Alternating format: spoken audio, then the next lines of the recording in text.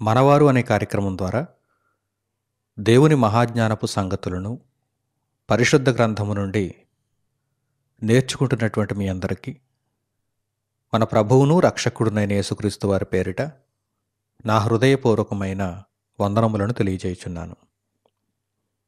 అసలైన సాక్ష్యము నిజమైన సాక్షి అని ఈ పాఠ్యాంశమును భాగములుగా మనం నేర్చుకుంటున్నాం. ఈ క్రమంలో ఈరోజు క్రీస్తు సాక్ష్యము అనే అంశము దగ్గరకు మనం వచ్చాం. క్రీస్తు సాక్ష్యము.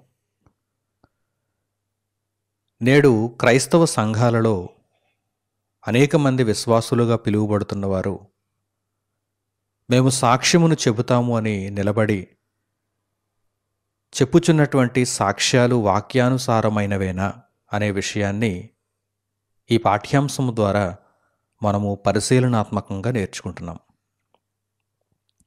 ఇప్పటి వరకు గడిచిన భాగాలలో ఎన్నో ఆధ్యాత్మిక సంగతులను ఈ సాక్ష్యము విషయమై తెలుసుకున్నటువంటి మీరు ఇంకనూ పరిశుద్ధ గ్రంథంలో ఉన్నటువంటి మరుగు చేయబడినటువంటి ఆధ్యాత్మిక జ్ఞానముతో కూడినటువంటి సంగతులను తెలుసుకోబోచున్నారు. ఈరోజు క్రీస్తు సాక్ష్యమును గూర్చి మనము పరిశీలనాత్మకంగా నేర్చుకుందాం. దేవుని కుమారుడైన యేసుక్రీస్తు ప్రభువు శరీరధారిగా ఈ భూమి మీదకు వచ్చిన తర్వాత ఆయన తన చుట్టూ ఉన్నటువంటి మనుషులకు, తన తరము వారికి సాక్ష్యమును ప్రకటించారు. యేసుక్రీస్తు ప్రభువు సాక్ష్యమును ప్రకటించారు. ఈరోజు సంఘాలలో విశ్వాసులుగా పిలువబడుతున్న వారు సాక్ష్యాలు చెబుతున్నారు కదా. అసలు సాక్ష్యాలు చెబుతున్నటువంటి ప్రతి ఒక్కరికి కూడా ఒక విషయం తెలియాలి. అదేమిటంటే యేసుక్రీస్తు ప్రభువు వారు సాక్ష్యం చెప్పారు.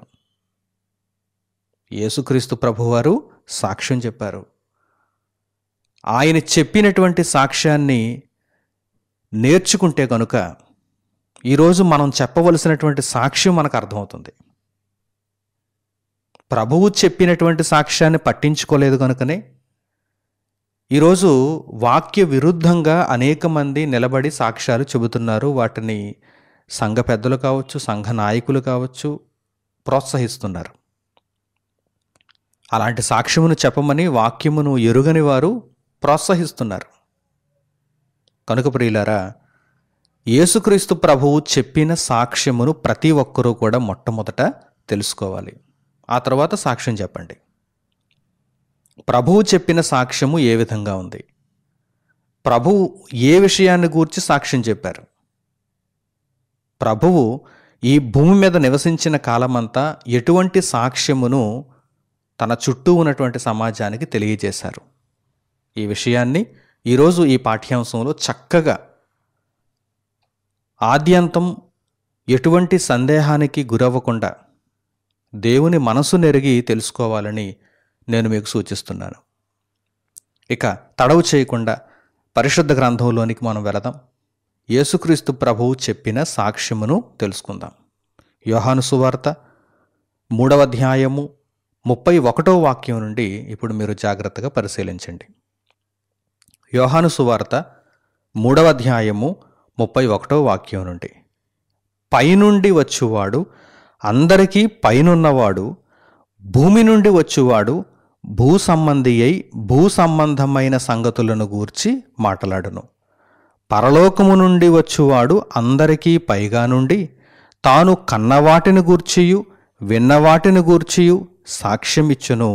ఆయన సాక్ష్యమును ఎవడును అంగీకరింపడు. ఈ మాటలను జాగ్రత్తగా మీరు ఆలోచించాలి.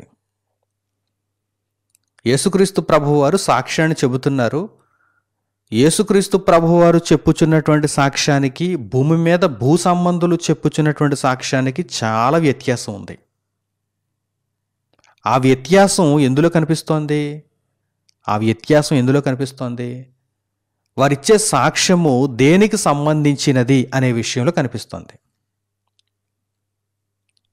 భూ సంబంధులు అందరూ కూడా భూమి మీద ఉన్న వాటికి సంబంధించినటువంటి వాటిని మాట్లాడుతూ వాటిని సాక్ష్యాలుగా పేర్కొంటున్నారు, వాటిని సాక్ష్యాలుగా ప్రకటించుకుంటున్నారు. కానీ యేసుక్రీస్తు ప్రభువు అని అంటున్నారు, నేను ఈ భూమి మీద ఉన్న వాటిని గూర్చి సాక్ష్యముగా మాట్లాడను, ఎందుకంటే నేను భూ సంబంధిని కాను. భూ సంబంధమైనటువంటి సంగతులను ప్రకటించటానికి నేను రాలేదు. యేసుక్రీస్తు ప్రభువు వారి యొక్క సాక్ష్యం ఎలా ఉంటుందంటే అసలు భూ సంబంధమైన సంగతులకు సంబంధించినదిగా ఉండదు, అది పరలోక సంబంధమైనటువంటి సంగతులకు సంబంధించినదిగా ఉంటుంది. ఎందుకంటే ఆయన అంటున్నారు చూడండి, నేను పైనుండి వచ్చిన వాడను, ఈ భూమి నుండి వచ్చిన వాడను కాను అంటున్నారు ఆయన. యేసుక్రీస్తు ప్రభు వారు ఎక్కడ నుండి వచ్చారని చెబుతున్నారు, నేను పైనుండి వచ్చిన వాడను. నా తలంపులు, నా ఆలోచనలు ఎల్లప్పుడూ కూడా వేటి మీద ఉంటాయంటే పరలోకం మీద ఉంటాయి, నిత్య జీవంపై ఉంటాయి.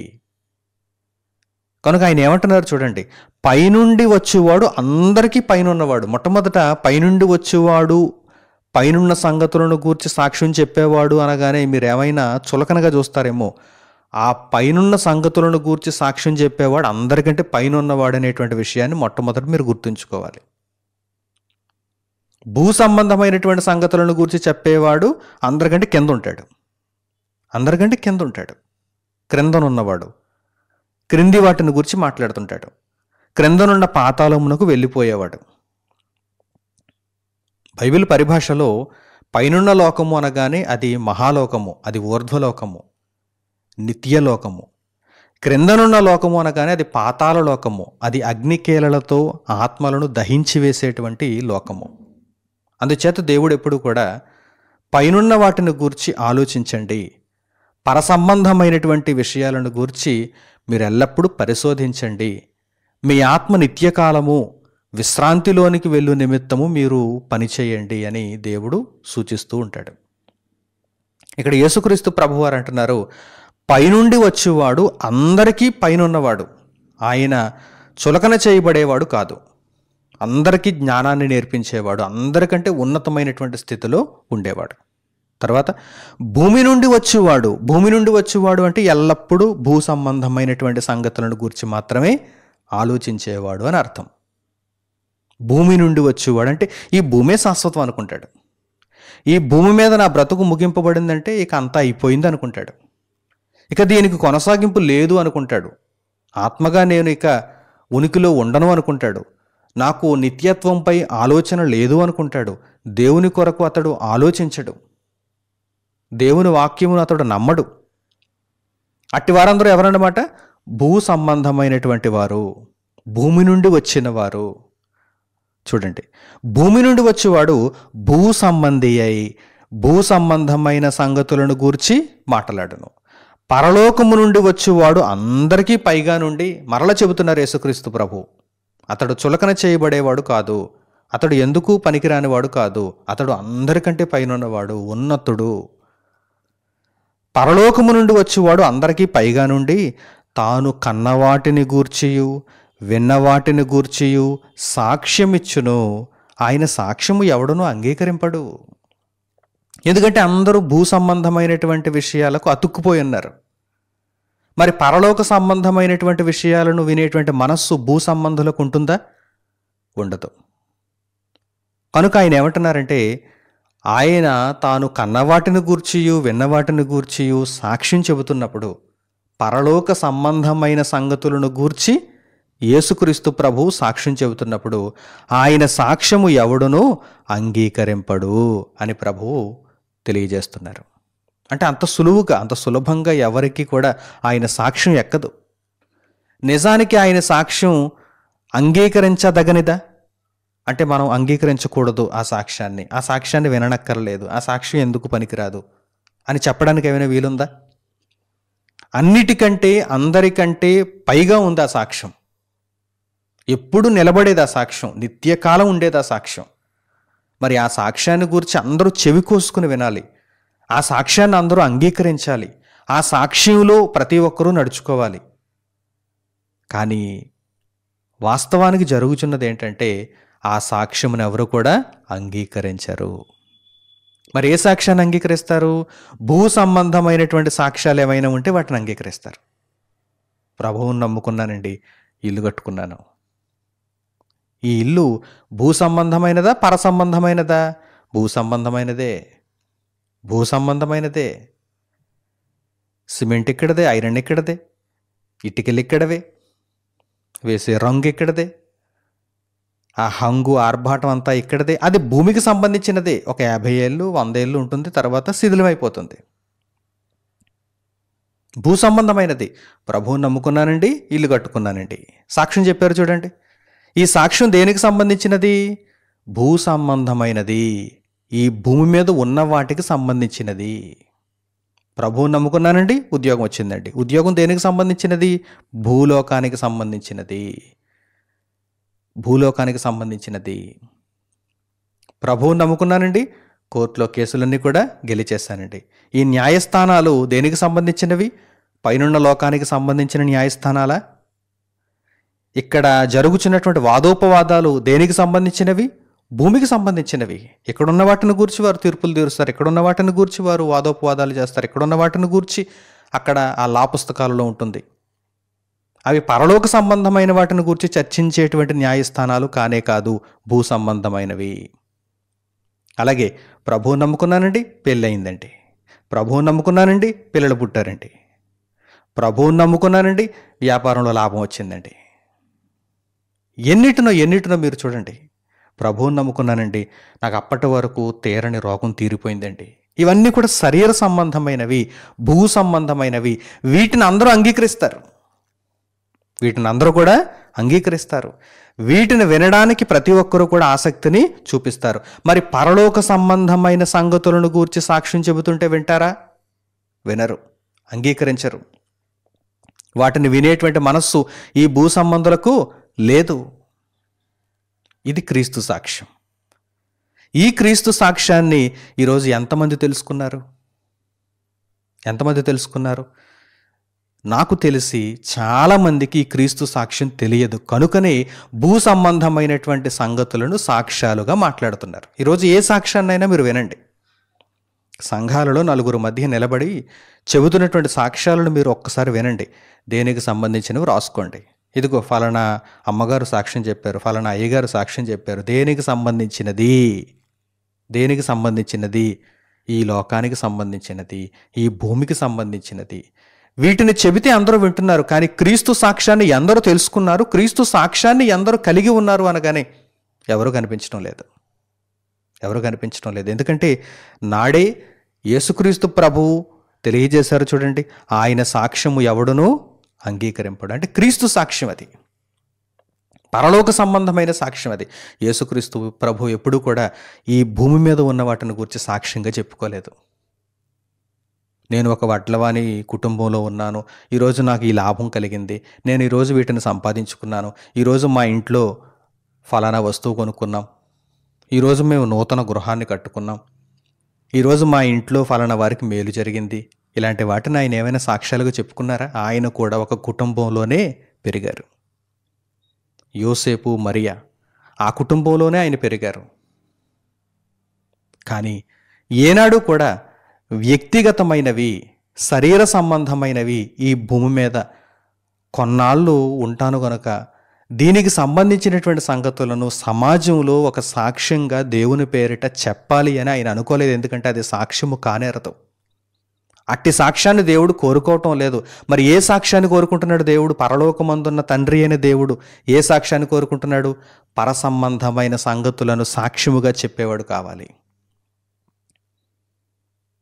అందుచేత కన్న తండ్రి అయిన దేవుని మనసెరిగిన కుమారుడైన యేసుక్రీస్తు ప్రభువు కేవలము తాను కన్నవాటిని గూర్చి, విన్నవాటిని గూర్చి, అనగా నేను పైనుండి వచ్చాను, పరలోకం నా దేశం, పరలోకం నా పౌరస్థితి, పరలోకంలో నా తండ్రి ఉన్నాడు, పరలోకమందు తండ్రి కుడిపార్శ్వమునకు నేను వెళ్ళిపోవాలి, నా ఆచూకీ అక్కడ ఉంటుంది, నా చిరునామా శాశ్వతంగా అక్కడే ఉంటుంది, కనుక ఆ సంగతులను గూర్చి ఎల్లప్పుడూ నేను సాక్ష్యంగా మాట్లాడాలని యేసుక్రీస్తు ప్రభు నిర్ణయించుకున్నారు.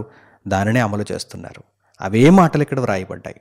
ఇంకా వాటి కొనసాగింపును మీరు చూడండి. ఇంకా చక్కని అద్భుతమైనటువంటి రహస్యాలు మనకు బోధపడతాయి. ఆయన సాక్ష్యము అంగీకరించిన వాడు, ఆయన సాక్ష్యాన్ని చాలామంది అయితే అంగీకరించారు. ఎందుకంటే భూ సంబంధులుగా మిగిలిపోయారు, భూ సంబంధమైన సంగతులకు అలవాటు పడిపోయారు. ఆయన సాక్ష్యాన్ని చాలామంది అంగీకరించారు. కానీ ఎవరైనా ఒకరు అంగీకరించారు అంటే కోటాను కోట్ల మంది మనుషులు ఒకరైనా దేవుని కొరకు బ్రతికేవారు ఉంటారు కదా, ఈ మాటలను అర్థం చేసుకునేవారు ఉంటారు కదా. మీలో కూడా ఈ మాటలను అర్థం చేసుకునేవారు ఒకరైనా ఉంటారు కదా. అదే ఆశతో నేను ఈ మాటలను మీకు ప్రకటిస్తున్నాను. కొందరు నా మాటలను ద్వేషించిన, ఇదేంటండి సాక్ష్యం అంటే లోక సంబంధమైనవే కదా చెప్పుకుంటాం. దేవుణ్ణి నమ్ముకున్నాను, ఒక ఎల్ఈడి టీవీ కొనుక్కున్నాను, దేవుణ్ణి నమ్ముకున్నాను, ఒక పెద్ద సౌండ్ సిస్టమ్ కొనుక్కున్నాను, దేవుణ్ణి నమ్ముకున్నాను, ఇంటికి టైల్స్ ఏం చేశాను, దేవుణ్ణి నమ్ముకున్నాను, ఒక రింగు కొనుక్కున్నాను, దేవుణ్ణి నమ్ముకున్నాను, మెళ్ళో హారం కొనుక్కున్నాను, ఇలాంటివే కదండి చెప్పుకుంటాం. పరలోక సంబంధమైన సంగతులు మనకేం తెలుసు, మనమేం చెబుతాం అని ఈ మాటలను ద్వేషించేవారు కూడా కొంతమంది ఉంటారు. ఈ మాటలను వింటున్న వారిలో వీటిని ద్వేషిస్తున్న వారు కూడా కొంతమంది ఉంటారు. కానీ అంగీకరించేవారు ఒకరైనా ఉండకపోరా, ఉంటారు. అలా అంగీకరించే వారిని గూర్చి వ్రాయబడినటువంటి మాటలను చూడండి. తదుపరి వాక్య భాగం, ఆయన సాక్ష్యము అంగీకరించిన వాడు దేవుడు సత్యవంతుడను మాటకు ముద్ర వేసి ఉన్నాడు. ఆయన సాక్ష్యాన్ని అంగీకరించేవాడు ఒకడు ఉంటాడు. ఆయన సాక్ష్యాన్ని అంగీకరించేవారు కొందరైనా ఉంటారు. అట్టివారు దేవుడు సత్యవంతుడు అనే మాటకు ముద్ర వేసి ఉన్నారు. అంటే దేవుని యొక్క సత్యమును వారు నమ్ముతారు, దేవుని వాక్యమునకు వారు కట్టుబడి ఉంటారు. పరలోక సంబంధమైన వాటి మీద వారి దృష్టి ఉంటుంది. దేవుడు సత్యవంతుడు అని వారు ఆ మాటకు ముద్ర వేస్తున్నారు. మరి మిగిలిన వారందరూ దేవుణ్ణి అబద్ధికుని చేస్తున్నారు. దేవుడు పరలోక సంబంధమైన వాటిని గూర్చి ఆలోచించమంటే భూ సంబంధమైన వాటిని గూర్చి సాక్ష్యాలు చెప్పుకుంటూ దేవుణ్ణి అబద్ధికుని చేసేస్తున్నారు మిగిలిన వారందరూ. చూడండి, ఆ మాటలు ఇక్కడ రాయబడ్డాయి. ఆయన సాక్ష్యము అంగీకరించిన వాడు దేవుడు సత్యవంతుడను మాటకు ముద్రవేసి ఉన్నాడు. ఎలయనగా దేవుడు తాను పంపిన వానికి కొలత లేకుండా ఆత్మను అనుగ్రహించును గనుక ఆయన దేవుని మాటలే పలుకును. ఏమండి, భూమి మీద భూ సంబంధిగా ఉండి భూ సంబంధమైనటువంటి సంగతులను సాక్ష్యాలుగా చెప్పుకుంటున్నటువంటి వారు ఆత్మ నడిపింపు లేనివారని కూడా మనకి ఇక్కడ అర్థమవుతుంది. ఎవరికైతే దేవుని వలన ఆత్మ అనుగ్రహింపబడిందో, కొలత లేకుండా ఆత్మను పొందినటువంటి వారు ఎప్పుడూ కూడా పరలోక సంబంధమైనటువంటి విషయాలను మాత్రమే మాట్లాడతారు. వారి సాక్ష్యాలు ఎప్పుడూ కూడా పరలోక సంబంధమైన వాటితో నిండిపోయి ఉంటాయి. ఎందుకంటే ఆత్మ ఎప్పుడూ కూడా, పరిశుద్ధాత్మ ఎప్పుడూ కూడా పరలోక సంబంధమైనటువంటి విషయాలను గూర్చి మనలను మాట్లాడిస్తారే తప్ప భూ సంబంధమైనటువంటి విషయాలను గూర్చి మనలను మాట్లాడించరు. దీనిని బట్టి మీకు అర్థమవుతుందా? ఈరోజు సోకాల్డ్ ఎంతోమంది నామకార్థ క్రైస్తవులు, వీరందరినీ క్రైస్తవులని చెప్పడానికి కూడా వాక్యం ఒప్పుకోదు. నామకార్థ క్రైస్తవులుగా ఉంటున్నారు, నామకార్థ విశ్వాసులుగా ఉంటున్నారు. వారందరూ సంఘాలలో నేను చెబుతాను సాక్ష్యం, నేను చెబుతాను సాక్ష్యం అని నిలబడుతున్నారు. కానీ క్రీస్తు సాక్ష్యాన్ని వారు కలిగి ఉన్నారా? పరిశుద్ధాత్మ నడిపింపును వారు కలిగి ఉన్నారా అంటే లేనే లేదని చెప్పాలి. ఎందుకంటే పరలోక సంబంధమైనటువంటి సంగతులను వారు సాక్ష్యాలుగా చెప్పలేకపోతున్నారు. దేవునికి స్తోత్రం హల్లెలూయా అంటున్నారు, టీవీ కొనుక్కున్నాను అంటున్నారు. దేవునికి స్తోత్రం హల్లెలూయా అంటున్నారు, గ్యాస్ తెచ్చుకున్నాను అంటున్నారు. దేవునికి స్తోత్రం హల్లెలూయా అంటున్నారు, ఇదిగో 10,000 రూపాయలు లాభం వచ్చింది, 1,00,000 రూపాయలు లాభం వచ్చిందని చెబుతున్నారు. ఏమంటే అసలు ఇవి సాక్ష్యాలేనా? వీటికి సాక్ష్యాలను పేరు పెట్టచ్చా? సాక్ష్యాల జాబితాలోనికి వీటిని తీసుకుని రావచ్చా? లేదు. క్రీస్తు సాక్ష్యమును అంగీకరించిన వాడు లోకంలో కావాలి దేవునికి. అట్టి వాడిని గూర్చి దేవుడు ఏమంటున్నాడంటే, నేను సత్యవంతుడనని అతడు ముద్ర వేసి ఉన్నాడు, నేను అతనికి కొలత లేకుండా ఆత్మను అనుగ్రహిస్తాను, అతడు దేవుని మాటలే పలుకుతాడిక. భూ సంబంధమైనటువంటి మాటలనిక అతడు పలకడు, అతడు దేవుని మాటలనే పలుకును. యేసుక్రీస్తు ప్రభువు ఏ విధంగా అయితే దేవుని యొక్క మాటలను పలికారో, ఆయన సాక్ష్యములో ఎల్లప్పుడూ పరసంబంధమైనటువంటి సంగతులు ఉన్నాయో, అట్టి విధంగా మనం కూడా మారాలని దేవుడు ఆశిస్తున్నాడు. మనం కూడా మారాలని దేవుడు ఆశిస్తున్నాడు. క్రీస్తు ఒక ఉదాహరణ అయితే, క్రీస్తు ఒక మార్గదర్శి అయితే, ఆయన అడుగుజాడలలో మనం కూడా నడుచుకోవాలని దేవుడు కోరుకుంటున్నాడు. అలాగని ఆయన భూమి మీద జీవితమును కొనసాగించలేదా అంటే, మనవలే ఆయన కూడా భూమి మీద జీవించారు. ఆహారమును స్వీకరించారు, పానీయమును స్వీకరించారు, వస్త్రాలను ఆయన ధరించారు. భూమి మీద మనం ఎలా అయితే బ్రతికామో ఆయన కూడా అలా బ్రతికారు. మరి భూ సంబంధమైన సంగతులను ఎందుకు మాట్లాడలేదు ఆయన? భూ సంబంధమైన సంగతులను ఎందుకు మాట్లాడలేదు? ఆయన భూ సంబంధి కాడు, నేను ఇక్కడ శాశ్వతంగా ఉండేవాడను కాదు అని ఆయన నిర్ణయించుకున్నారు. ఆయన యొక్క బ్రతుకు భూమి మీద ఎంతవరకు అయితే ఉందో ఆ బ్రతుకంతటిలో కూడా పరలోక సంబంధమైనటువంటి మాటలనే ఆయన పలికారు. ఆయన సాక్ష్యము పరసంబంధమైన మాటలతో నిండిపోయింది. అందుచేత క్రీస్తు సాక్ష్యమును మనము తెలుసుకోవాలి. క్రీస్తు సాక్ష్యంలో మనం నిలబడాలి. క్రీస్తు సాక్ష్యంలో మనం కొనసాగాలి. అప్పుడు దేవుడు కొలత లేకుండా పరిశుద్ధాత్మను మనకు అనుగ్రహించెను. మనము పరలోక సంబంధమైనటువంటి ఆలోచనలనే కలిగి ఉంటాము. దేవుని మాటలనే నిరంతరం పలుకుతాం. ఆ తర్వాత క్రింది మాటలను కూడా చూడండి. తండ్రి కుమారుని ప్రేమించుచున్నాడు గనుక ఆయన చేతికి సమస్తము అప్పగించి ఉన్నాడు. కుమారుని యందు విశ్వాసముంచువాడే నిత్య జీవము గలవాడు. కుమారునికి విధేయుడు కానివాడు జీవము చూడడు గాని దేవుని ఉగ్రత వాని మీద నిలిచియుండును. ఇక ఎంతవరకు వీరి యొక్క పరిస్థితి వెళ్ళిపోతుందంటే, భూ సంబంధుల యొక్క పరిస్థితి ఎంతవరకు వెళ్ళిపోతుందంటే దేవుని ఉగ్రతను చివరకు వారు చూస్తారు. మీరు ఒకవేళ ఈ మాటలను అంగీకరించకపోతే, పోతే పోయిందిలే, నేను ఈ మాటలను అంగీకరించను, నా ఆలోచన నాది, భూ సంబంధమైనటువంటి విషయాలనే నేను సాక్ష్యాలుగా కలిగి ఉంటాను, వాటిని చెబుతాను అని మీరు అనుకుంటే చివరకు దేవుని ఉగ్రత మీ మీద నిలుచును తప్ప మీరు సాధించేదంటూ ఇక ఏది ఉండదు. ఈ మాటలను ప్రభువైన యేసుక్రీస్తే స్వయంగా తెలియజేశారు.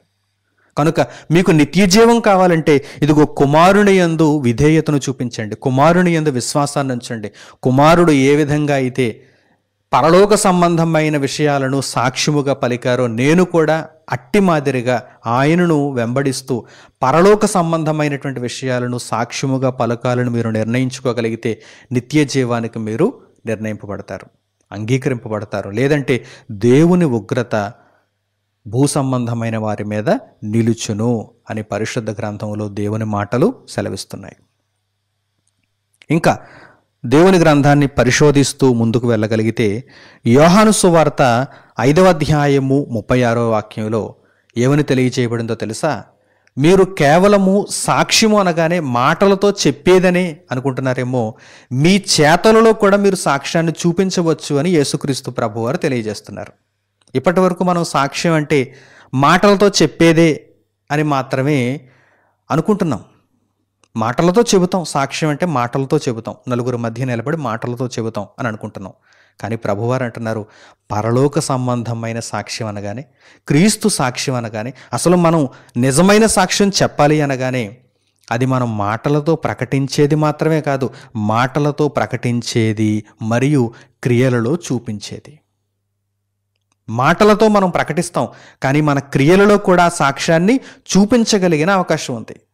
యేసుక్రీస్తు ప్రభువారు ఈ విషయాన్ని తెలియజేస్తున్నారు. చూడండి, యోహాను సువార్త 5వ అధ్యాయము 36వ వాక్యం.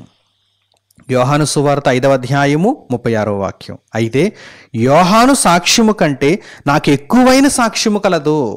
సాక్ష్యాలలో కూడా మరల హెచ్చుతగులు ఉన్నాయి. చూడండి, పరిపూర్ణంగా పరలోక సంబంధమైనటువంటి విషయాలను మీరు సాక్ష్యంగా పలుకుతున్నప్పుడు ఆ సాక్ష్యము చాలా ఎక్కువైనదండి, చాలా ఘనమైనదండి. యేసుక్రీస్తు ప్రభువారు అంటున్నారు, ప్రభువు కంటే 6 మాసములు ముందుగా పంపబడినటువంటి బాప్తిస్మం ఇచ్చి యోహాను ఇచ్చిన సాక్ష్యం కంటే యేసుక్రీస్తు ప్రభు యొక్క సాక్ష్యము ఎక్కువైనది అని ఆయన తెలియజేస్తున్నారు. ఏ విధంగా చూద్దాం. అయితే యోహాను సాక్ష్యము కంటే నాకు ఎక్కువైన సాక్ష్యము కలదు. అదేమనినా నేను నెరవేర్చుటకై తండ్రి ఏ క్రియలను నాకు ఇచ్చి ఉన్నాడో నేను చేయుచున్న ఆ క్రియలే తండ్రి నన్ను పంపియున్నాడని నన్ను గూర్చి సాక్ష్యమిచ్చుచున్నవి. సాక్ష్యం అనగానే కేవలం ఏదో మన నోటి మాటలతో చెప్పి ముగించుకునేది అని అనుకోకండి. సాక్ష్యం అనగానే మనము మన క్రియలలో చూపించేది కూడా. సాక్ష్యం అనగానే మన చేతలలో, మన ప్రవర్తనలో మనము చూపించేదే సాక్ష్యం. ఈ సాక్ష్యము పరలోక సంబంధమైనది. భూ సంబంధమైనటువంటి విషయాలను మన క్రియలలో, మన చేతలలో, మన ప్రవర్తనలో చూపించడానికి అవకాశం ఉండకపోవచ్చు.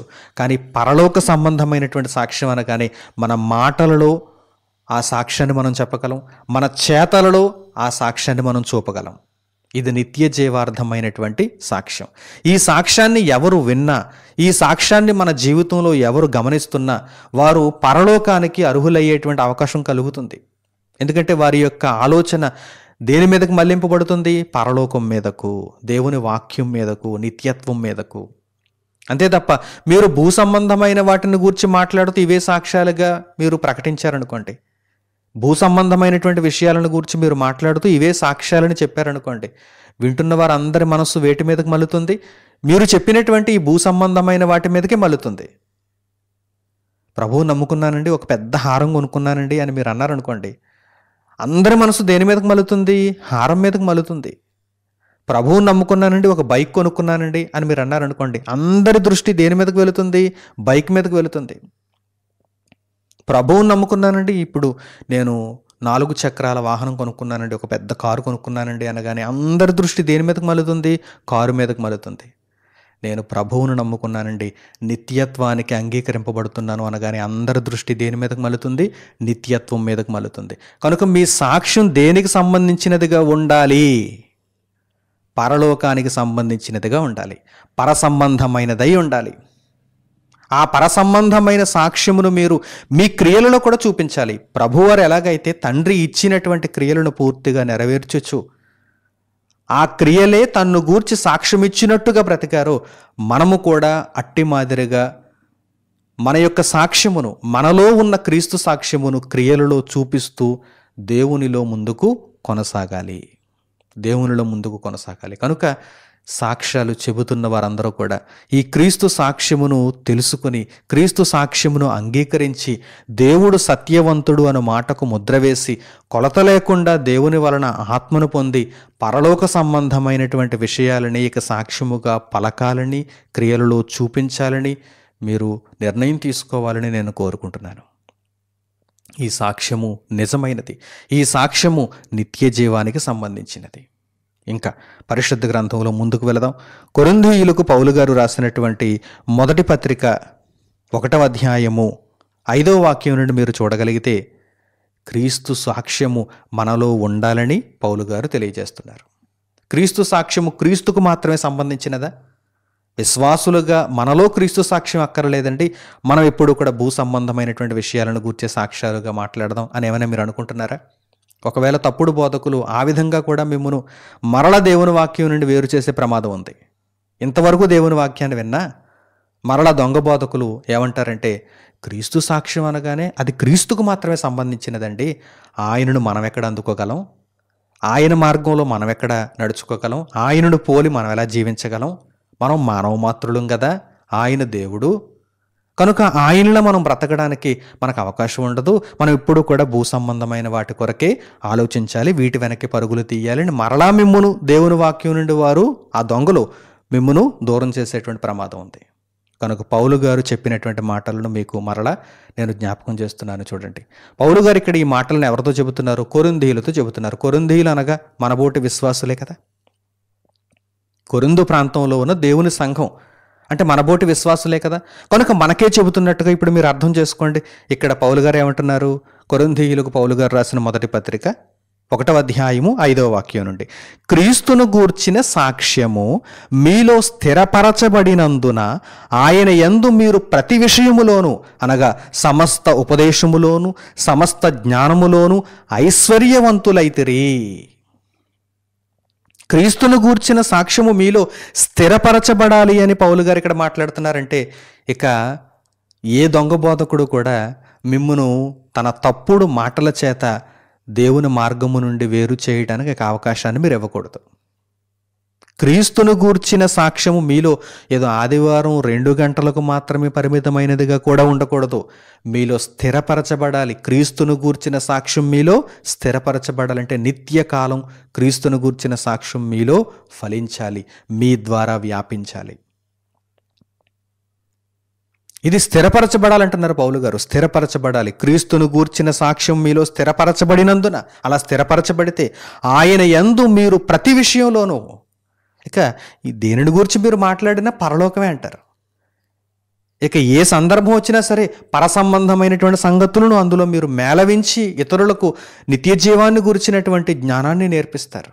కనుక ప్రతి విషయంలోనూ అనగా సమస్త ఉపదేశంలోనూ సమస్త జ్ఞానములోనూ ఐశ్వర్యవంతులైపోతారు. భూమి మీద ఏదో టీవీ కొనుక్కుంటే మీరు ఐశ్వర్యవంతులా? భూమి మీద ఏదో కారు కొనుక్కుంటే మీరు ఐశ్వర్యవంతులా?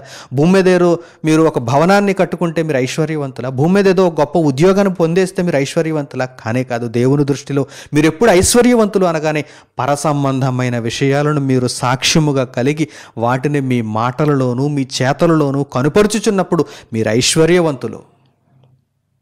మీరు ఐశ్వర్యవంతులు. దేవుని దృష్టిలో మీరు గొప్ప భాగ్యవంతులు. మరి ఇంతటి గొప్ప భాగ్యాన్ని విడిచిపెట్టుకుంటూ ఏవో చిన్న చిన్న వాటిని, ఈరోజు కనిపిస్తే రేపటికి మాయమైపోయేటువంటి వాటిని, కేవలం ఈ భూమి మీద శరీరానికి సంబంధించిన వాటిని, ఈ మానవ బ్రతుకుకు మాత్రమే సంబంధించిన వాటిని మీరు ఆకాంక్షిస్తూ ప్రేమిస్తూ వాటి వెనక పరుగు తీస్తూ నిత్య జీవాన్ని మర్చిపోతున్నారు. ఆత్మకు మీరు రక్షణను చేకూర్చుకునే విషయాన్ని మర్చిపోతున్నారంటే ఎంత దౌర్భాగ్యకరం చెప్పండి. ఇది కూడా ఎవరు? అన్యజనులు కాదు, వాక్యమును ఎరిగిన వారుగా పిలువబడుతున్నవారు, బైబిల్ చేతపట్టినవారు, బాప్తిస్మమును పొందినవారు, సంఘంలో చేర్చబడుతున్నవారు, వీరు కూడా మోసపోతున్నారంటే ఇక ఏమనాలి చెప్పండి? ఇక ఏమనాలి చెప్పండి? సాక్ష్యమును తెలుసుకోలేకపోయారు, సాక్ష్యమును అంగీకరించలేకపోయారు. క్రీస్తును గూర్చిన సాక్ష్యము మీలో స్థిరపరచబడాలంటున్నారు పౌలు గారు.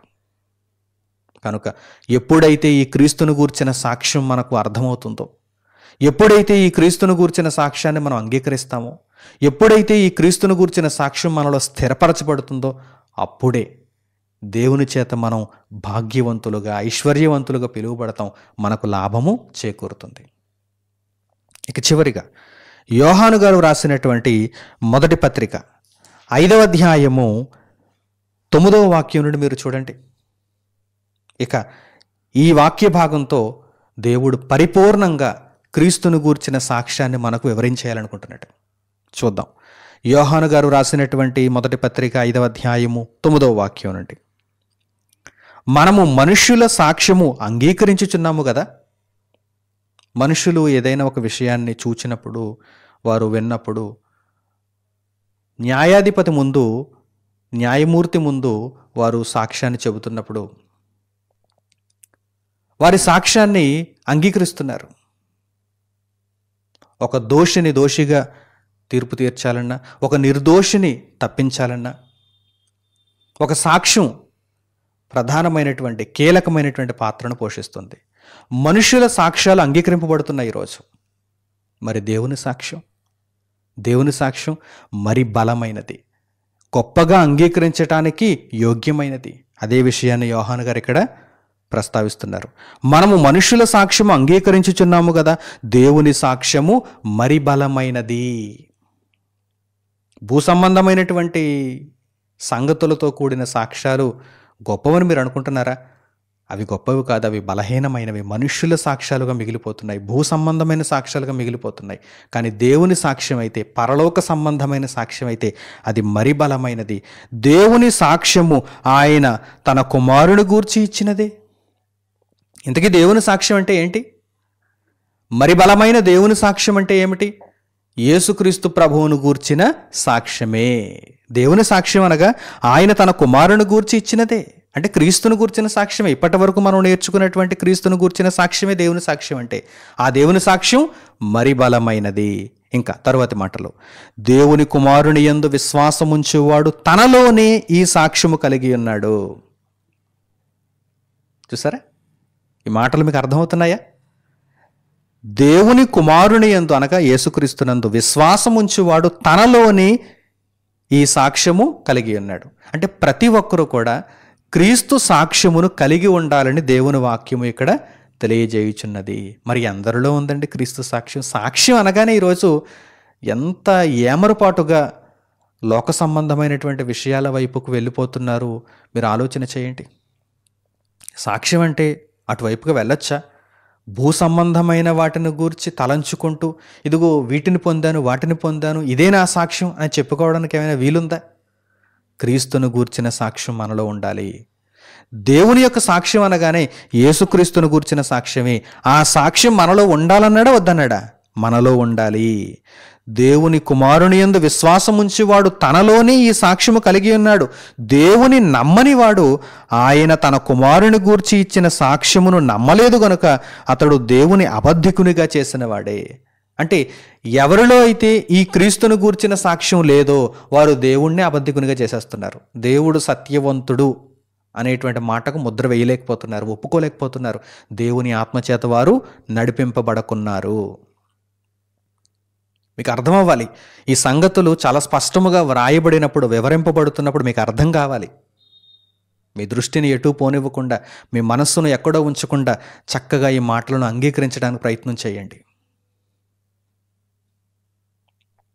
మరలా మీకు ఈ మాటలను అనేక మంది ప్రకటించరు. ఎందుకంటే ఇవి సత్య సంబంధమైనటువంటి మాటలు, ఎవరు అంగీకరించలేని మాటలు. కేవలం కొంతమంది మాత్రమే, నిర్ణయింపబడిన వారు మాత్రమే, ఏర్పరచబడిన వారు మాత్రమే అంగీకరించే మాటలు. కనుక శ్రద్ధాసక్తులతో ఈ మాటలను చక్కగా నేర్చుకోవడానికి మీరు ప్రయత్నం చేయాలి. యేసుక్రీస్తు ప్రభువు సాక్ష్యమును కలిగి లేనటువంటి వారు దేవుడు అబద్ధికుడు అని అంటున్నారు. దేవుణ్ణి అబద్ధికునిగా చేసేస్తున్నారు. యేసుక్రీస్తు ప్రభువు యొక్క సాక్ష్యమును కలిగి ఉన్నవారు, అంటే ఎప్పుడు కూడా సాక్ష్యం అనగానే నాలో ఉన్న సాక్ష్యం, నేను చెప్పే సాక్ష్యం, నేను ప్రవర్తించే ప్రవర్తనలో ఉన్న సాక్ష్యం పరలోక సంబంధమైనటువంటి సంగతులతో కూడినది. ఇది క్రీస్తు సాక్ష్యం అని జీవించేవారు దేవుడు సత్యవంతుడు అనే మాటకు ముద్ర వేస్తున్నారు. ఇక ఈ సాక్ష్యం ఏమిటి అనగానే, ఈ సాక్ష్యం ఏమనగా దేవుడు మనకు నిత్య జీవమును దయచేసెను. నిత్య జీవం అనగా దేనికి సంబంధించినది? ఈ భూమికి సంబంధించినదా, పరలోకానికి సంబంధించినదా? పరలోకానికి సంబంధించినది. కనుక ఈ సాక్ష్యం ఏమనగా దేవుడు మనకు నిత్య జీవమును దయచేసెను, పరలోకానికి సంబంధించినది.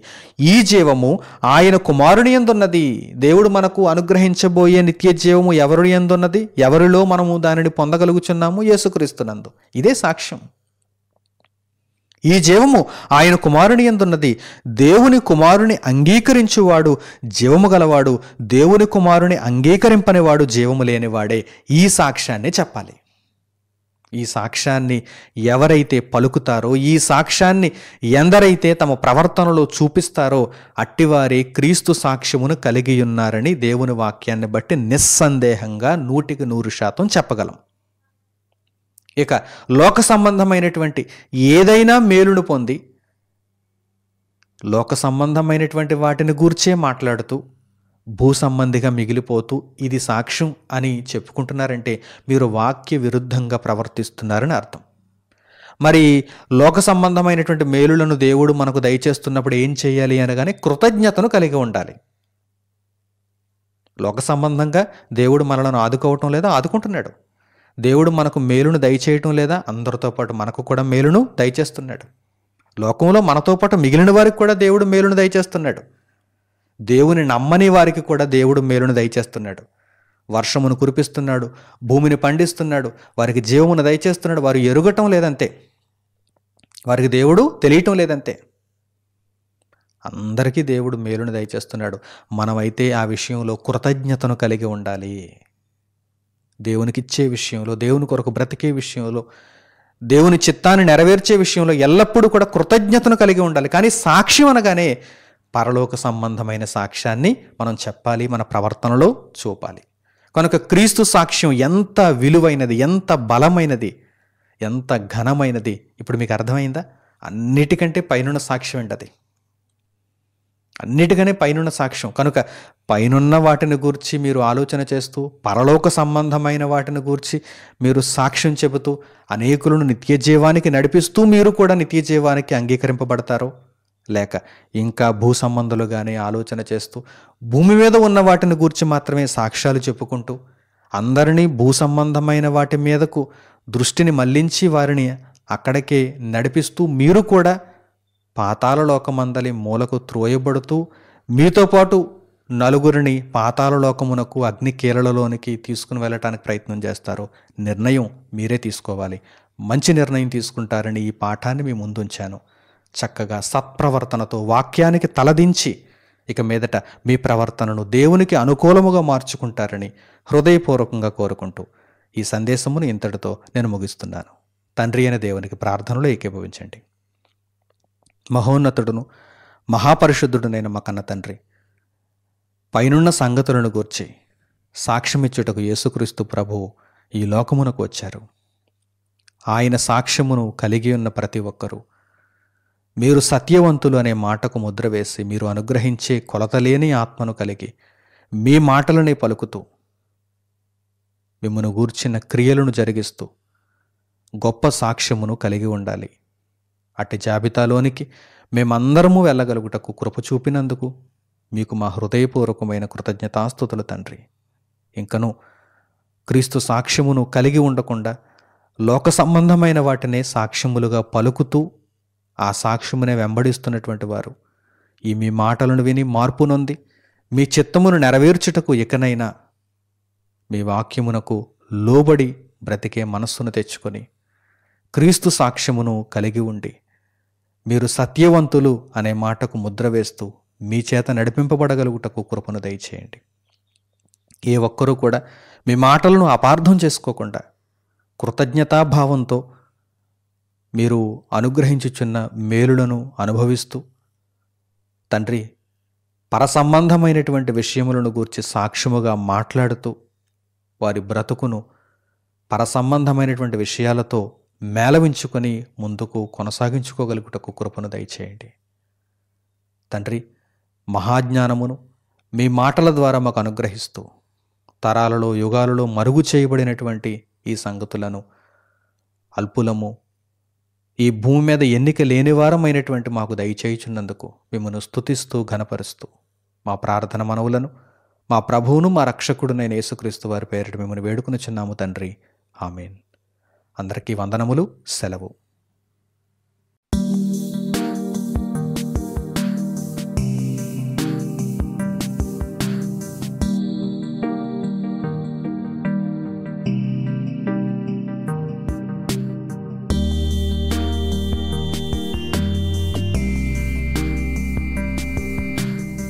సహోదరులు మణికుమార్ గారు ప్రసంగించిన ఎన్నో ఆత్మ సంబంధమైన సంగతులను ఉచితముగా వీక్షించుటకు మా యూట్యూబ్ ఛానల్స్ ను తప్పక దర్శించండి.